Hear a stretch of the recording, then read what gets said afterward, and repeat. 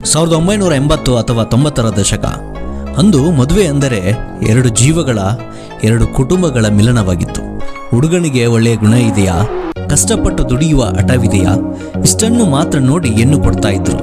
ಆದರೆ ಇಂದು 2026ರಲ್ಲಿ ಮದುವೆ ಅನ್ನೋದು ಒಂದು ಪವಿತ್ರ ಬಂಧವಾಗಿ ಉಳಿದಿದೆಯಾ ಅಥವಾ ಅದೊಂದು ಕೇವಲ ಬಿಸ್ನೆಸ್ ಡೀಲ್ ಆಗಿ ಬದಲಾಗಿದೆಯಾ? ಹಳ್ಳಿ ಇರಲಿ ಸಿಟಿ ಇರಲಿ, ಇಂದು ಸಾವಿರಾರು ಗಂಡು ಮಕ್ಕಳಿಗೆ ಮದುವೆಗೆ ಹುಡುಗಿರೇ ಸಿಗ್ತಾ ಇಲ್ಲ. ಈ ನೋವು, ಈ ಅವಮಾನ, ಈ ಏಕಾಂಗಿತನ ಎಷ್ಟು ಮಿತಿ ಮೀರಿದೆ ಅಂದರೆ ಕೆಲವರು ಬದುಕನ್ನೇ ಮುಗಿಸಿಕೊಳ್ಳುವಂಥ ನಿರ್ಧಾರಕ್ಕೆ ಬರ್ತಾ ಇದ್ದಾರೆ. ಯಾಕೆ ಹೀಗಾಗ್ತಿದೆ? ನಮ್ಮ ಸಮಾಜ ಯಾವ ಕಡೆ ಹೋಗ್ತಾ ಇದೆ?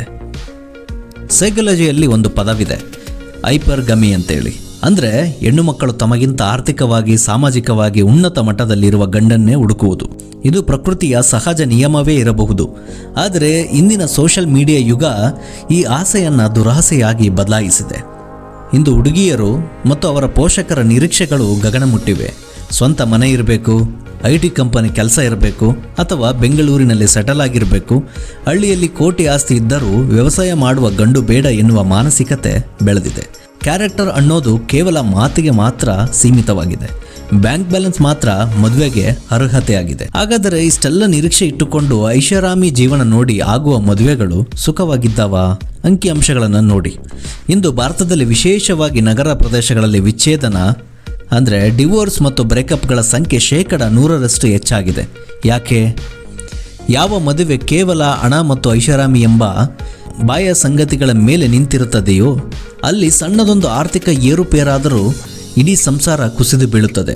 ಅಹಂಕಾರ, ಸಣ್ಣ ಪುಟ್ಟ ವಿಷಯಕ್ಕೆ ಮಿಸ್ಅಂಡರ್ಸ್ಟ್ಯಾಂಡಿಂಗ್, ಹೊಂದಾಣಿಕೆಯ ಕೊರತೆ, ಕೊನೆಗೆ ಸಿಗುವುದು ಡಿವೋರ್ಸ್ ಕೋರ್ಟಿನ ಮೆಟ್ಟಿಲು. ನಾವು ದುಡ್ಡಿನ ಹಿಂದೆ ಓಡಿ ನೆಮ್ಮದಿಯನ್ನು ಕಳೆದುಕೊಳ್ತಾ ಇದ್ದೀವಿ.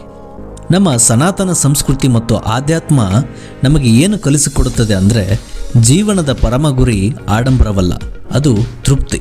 ಹಣದಿಂದ ಸುಖದ ಸಾಧನಗಳನ್ನು ಕೊಳ್ಳಬಹುದು, ಆದರೆ ಶಾಂತಿಯನ್ನಲ್ಲ. ಒಳ್ಳೆಯ ವ್ಯಕ್ತಿತ್ವ ಇರುವ ಗಂಡು ಸಿಕ್ಕರೆ ಇಡೀ ಜೀವನ ಪ್ರೇಮಮಯವಾಗಿರುತ್ತದೆ. ಆದರೆ ಕ್ಯಾರೆಕ್ಟರ್ ಇಲ್ಲದ ಶ್ರೀಮಂತ ಸಿಕ್ಕರೆ ಅರಮನೆ ಇದ್ರೂ ಕೂಡ ಆ ಮನೆ ನರಕದಂತೆ ಭಾಸವಾಗುತ್ತೆ.